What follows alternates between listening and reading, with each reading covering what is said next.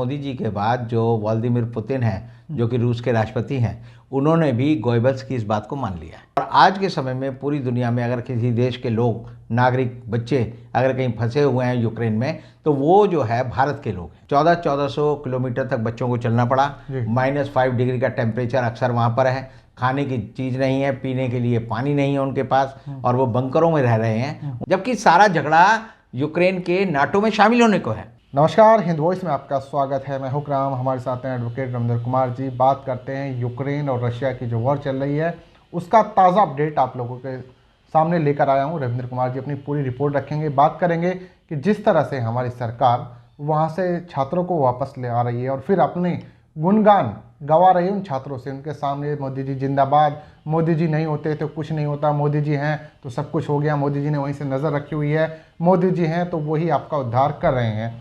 ये सारी वीडियो आप लोगों ने पिछली खबर में हमारी देखी। अब सरकार जो है किनको भेजा, क्यों ऐसा उन्होंने किया है, तो रविंद्र कुमार जी बताएंगे।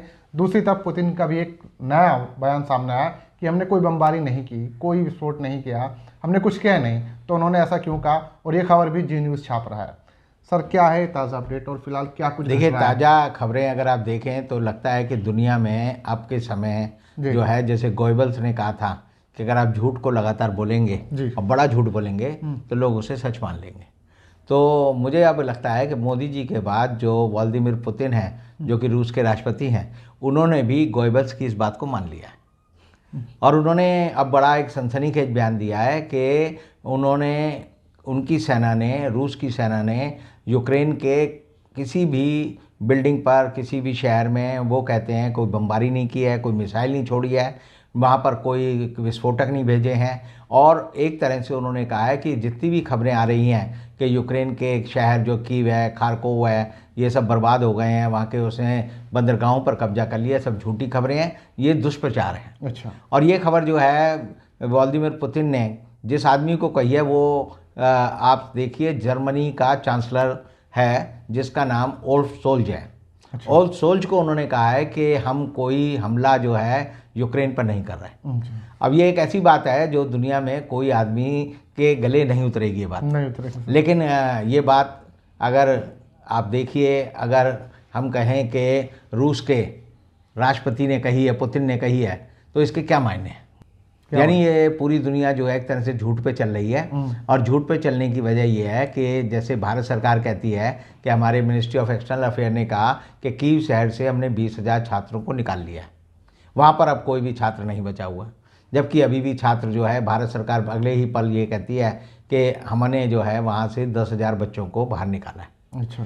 तो भारत सरकार जैसे लगातार झूठ बोल रही है, और यूक्रेन की खबरों में जो भारत के बच्चे हैं वो ही सबसे ज़्यादा वहाँ फंसे हुए हैं। हर देश की सरकार ने 11 फरवरी को ही अपने यहाँ एडवाइजरी जारी कर दी थी, और एडवाइजरी जारी करके ही काम नहीं ख़त्म होता, उन्होंने उस पर कदम उठाए, लोगों को सुरक्षित अपने वहाँ से बाहर निकाला, अपने अपने गंतव्य पे जहाँ भेजना था भेज दिया।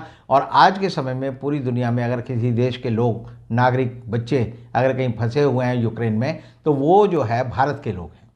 लेकिन भारत सरकार इसको भी एक तरह से मीडिया इवेंट बनाने में लगी हुई है। आपने और हमने देखा कि जब मिलिट्री का जो प्लेन है वो बच्चों को लेकर आ रहा था, तो अजय भट्ट जो कि उत्तराखंड के मंत्री हैं केंद्र सरकार में, उन्होंने बच्चों को कहा कि आप जो है भगवान मोदी की कृपा से बचकर वापस आए। और फिर उन्होंने कहा भारत माता की जय, भारत माता की जय, भारत माता की जय, तो बच्चों ने भारत माता की जय बोली। फिर उन्होंने कहा माननीय मोदी जी जिंदाबाद, तो बच्चे चुप हो गए, एक भी बच्चा नहीं बोला। फिर उन्होंने दोबारा बच्चों को बोला माननीय मोदी जी जिंदाबाद, तब बच्चे नहीं बोले, और उससे जो है भारत सरकार की भत पिटी। और बच्चों ने बताया कि वो जब निकल के वहाँ से आए तो कितनी उन्हें यातना सहन करनी पड़ी।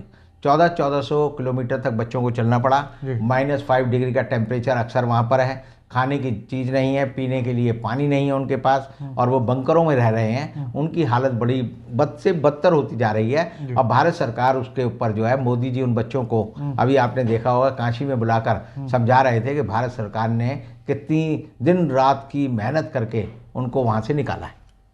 तो एक तरह से ये यूक्रेन का संकट है, इसने दुनिया के सामने जो एक बड़ा एक डर पैदा किया है वो ये है कि दुनिया को कोई भी सनकी तानाशाह कभी भी खत्म कर सकता है। बिल्कुल। जैसे यूक्रेन में पहले तो रूस ने हमला किया अपनी शर्तों पर, वहाँ पर बम्बार्डमेंट की मिसाइलें छोड़ी, S-400 मिसाइलें जो हैं वो 500 से छिड़ी हैं। वहाँ पर ये कहा जा रहा है कि उसने जो नापाम बम हैं उनका इस्तेमाल किया, जिनमें कि छोटे छोटे छर्रे होते हैं और आदमी पूरी तरह घायल हो जाता है, तो क्लस्टर बम उनको बोलते हैं। और एक एक क्लस्टर बम से आप समझिए 10,000 आदमियों की मौत एक साथ हो सकती है। और क्लस्टर बम जो होते हैं वो इतने ज़्यादा खतरनाक होते हैं कि जिस व्यक्ति को वो उसकी चपेट में आता है तो उसकी पूरी बॉडी जो है पल भर में जो है राख हो जाती है, यानी उसका सारा पानी निकल जाता है और उसकी बॉडी जो है 1 सेकंड में ही राख में तब्दील होकर ख़त्म हो जाती है। तो 10,000 लोगों को एक क्लस्टर बम जो है ख़त्म कर सकता है। अब नाटो ने कहा है कि भाई हमने क्लस्टर बम जो है देखे हैं और जो रूस ने वहाँ पर छोड़े हैं। अब ये लड़ाई जो है बड़ी विचित्र लड़ाई है। इसमें इस लड़ाई के 3 पहलू हैं। पहला पहलू यह है कि यूक्रेन में जब कब्जा करने के लिए रूस की सेना घुसी तो पुतिन को ये भरोसा था कि हम जो है 12 घंटे में पूरे यूक्रेन पे कब्जा कर लेंगे। अच्छा। 12 घंटे में क्यों कब्जा कर लेंगे? क्योंकि रूस के सामने उदाहरण था कि जिस तरह 14-15 अगस्त 2021 को अफगानिस्तान में रशिया के बाद जब अमेरिका ने वहाँ कब्जा किया और जब वहाँ पर जो है तालिबान आया तो तालिबान आते ही 12 घंटे में जो है उन्होंने अफगानिस्तान की राजधानी काबुल पर कब्जा कर लिया। और काबुल पे कब्जा इसलिए कर लिया क्योंकि राष्ट्रपति जो थे वो अपना प्लेन में जो है पैसे भरे, उन्होंने डॉलर भरे और वो देश छोड़कर भाग गए। सेनाओं के ऊपर कोई नियंत्रण नहीं रहा। अब नियंत्रण नहीं रहा तो वहाँ पर जो अमेरिकन सेनाएं थी वो अपने घर चली गई और जो अफगानिस्तान की सेना थी वो उसने सरेंडर कर दिया। और जब सरेंडर हो गया तो उसके बाद अफगानिस्तान में जिस तरह तख्ता पलट हुआ, पुतिन को भी ये भरोसा था, पुतिन के जो KGB के जासूस हैं उन्होंने ये बताया था कि जेलेंस्की जो इस समय यूक्रेन के राष्ट्रपति हैं ये एक कॉमेडियन आदमी है, इसके भरोसे कुछ नहीं है, ये जैसे ही हम कहेंगे धमकाएंगे ये उड़न-छू हो जाएगा और भाग जाएगा। अच्छा। लेकिन यूक्रेन के राष्ट्रपति ने अपनी अक्लमंदी और जवांमर्दी का परिचय देते हुए ये तय किया कि मैं आखिरी क्षण तक लड़ूंगा और देश को बचाऊंगा। और जैसे ही देश के लोगों ने सुना कि वहाँ का राष्ट्रपति सैनिक वर्दी पहनकर जो है लड़ने के लिए युद्ध के मैदान में आया है तो वहाँ के नागरिकों ने भी एक तरह से सेना की वर्दी पहन ली और वो लड़ने लगे। और लड़ने में ये हुआ कि रूस के एक जनरल की मौत हुई, रूस के कई टैंकों को लोगों ने बड़े विचित्र तरीके से देखा कि एक किसान आया और उसे ट्रैक्टर में उसके टैंक को बांधा और उस टैंक को खींच के ले गया। अच्छा। इसी तरह की घटनाएं जो वहाँ पर रूस में हो रही हैं वो ये बताती हैं कि रूस के राष्ट्रपति पुतिन का ये जो एक ख्याल था कि 12 घंटे में मैं कब्जा कर लूँगा वो नहीं हुआ। और आज 10वां दिन है, 10वें दिन में अब जो है रूस कहता है कि हम जो है युद्ध विराम के लिए तैयार हैं। लेकिन उसकी शर्तें बड़ी अजीब हैं। उसकी शर्त यह है कि यूक्रेन ये तय करे कि वो घोषित करेगा कि हमारे यहाँ कोई परमाणु हथियार नहीं होगा, हम सेना नहीं रखेंगे, हम नाटो में शामिल नहीं होंगे। अच्छा। तो एक तरह से ये किसी भी सार्वभौमिक राष्ट्र की स्वतंत्रता के लिए, आज़ादी के लिए, अस्तित्व के लिए एक चुनौती है। जैसे आप इस तरह सोचिए, जैसे हम किसी अपने पड़ोसी देश को कहें, जैसे हमारे यहाँ सिक्किम है, हम कहें या भूटान है, तो भूटान में आज के दिन जो है उसके जो विदेशी सारे मामले हैं उसकी सुरक्षा है वो भारत देखता है। तो वो एक तरह से भूटान की हैसियत में यूक्रेन को लाकर रखना चाहता है। उससे पहले सिक्किम की भी जो हालत थी 1972 से पहले जब वो भारत में शामिल नहीं हुआ था, तब भी जो है उसके सारे जो विदेशी मामले थे, सेना जो थी वो हमारे भारत के नियंत्रण में थी। तो वो यूक्रेन को, जो कि यूरोप का दूसरा सबसे बड़ा देश है, जिसकी आबादी 4 करोड़ लोगों की है, जो दुनिया के सबसे बढ़िया टैंक बनाता है, जो दुनिया का सबसे बड़ा जहाज जो उन्होंने बनाया था जिसकी कीमत 50,000 करोड़ रुपए थी एक जहाज की, उस जहाज का वो मालिक था। और उसे एक तरह से माना जाता था उस जहाज को कि ऐसा जहाज जो है दुनिया में नहीं हो सकता। तो ऐसी हालत में आप देखिए कि यूक्रेन जो है लड़ रहा है। और अब जो है जिस तरह EU है, यूरोपियन यूनियन और नाटो, दोनों उसके फेवर में हैं। जितने भी हम देखते हैं, फेसबुक है या मेटा है जिसका नाम गूगल है और ऐसी चीज़ें हैं, इन सब ने भी रूस के ऊपर जो है अपना बहिष्कार और प्रतिबंध जारी कर दिए हैं। और एक तरह से रूस की इकनॉमी जो है पूरी तरह ध्वस्त होने के कगार पर आ गई है। रूस का रूबल जो है वो एक तरह से बिल्कुल बेकार हो गया है, वर्ल्ड में उसका व्यापार पूरा रुक गया है। और इन सब चीज़ों को अगर मिलाकर आप देखें तो लगता है कि यूक्रेन जो है जीतेगा। और आने वाले समय में यूक्रेन को जो भी तबाही का दंश झेलना पड़ा उसका सारा खर्चा आने वाले समय में सारे लोग वसूल कर कर यूक्रेन को देंगे और यूक्रेन एक राष्ट्र के रूप में फिर से खड़ा होगा और फिर से वो आज़ादी की सांस लेगा। सर यहाँ पर मैं आपसे एक सवाल करना चाहूँगा, अमेरिका जो यूक्रेन का इतना हमदर्द बनता था, वो नाटो को आगे क्यों नहीं ला रहा कि यूक्रेन के साथ आके लड़े, उनके देश में अपनी सेना भेजे? आसपास के देशों में तो भेज रहा है सेना। देखिए, एक विचित्र बात यह है कि नाटो जो है उसका सरगना कौन है? जी, अमेरिका है। और अमेरिका ही ये चाहता था कि यूक्रेन जो है नाटो में शामिल हो, और यूक्रेन नाटो में शामिल ना हो, ये पुतिन की शिकायत है। अच्छा। और इसीलिए उसने जो है यूक्रेन पर हमला किया।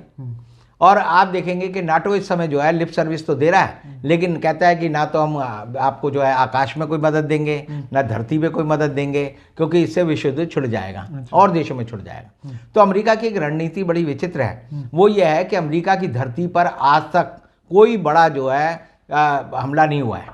अमेरिका में कोई बड़ा युद्ध नहीं हुआ है। अमेरिका की आज़ादी के टाइम थोड़ा हुआ, और दूसरा सेकेंड वर्ल्ड वॉर के टाइम में जब पर्ल हार्बर जो एक बंदरगाह था उस पर जापान ने हमला किया था, तो उसको अमेरिका ने इतनी तीव्रता से महसूस किया, उसे इतनी बेइज्जती मानी कि वो जो सेकेंड वर्ल्ड वॉर में दूर था वो उसमें शामिल हुआ और उसने उसकी फिर अगुवाई की।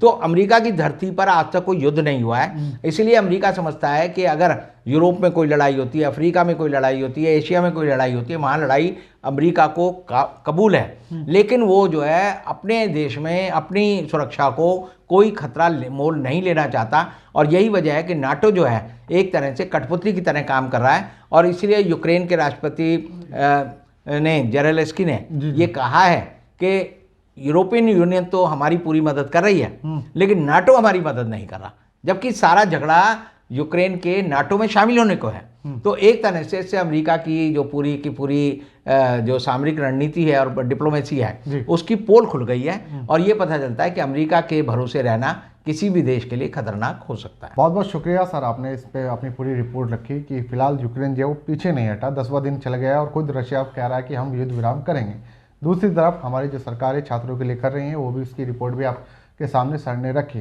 किसी और एपिसोड में आपसे मुलाकात होगी, तब तक के लिए दीजिए इजाज़त।